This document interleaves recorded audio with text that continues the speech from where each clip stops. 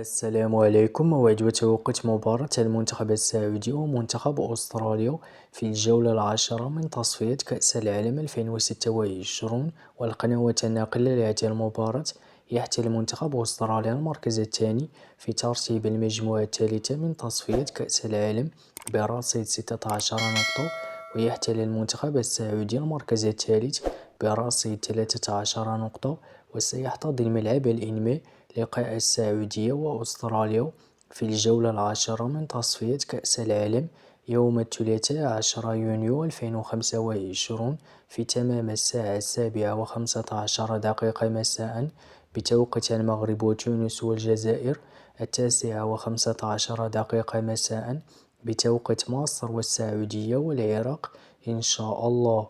وسيتم نقل هذه المباراة على قناة بين سبورتس 2 بتعليق عبد الله الغامدي.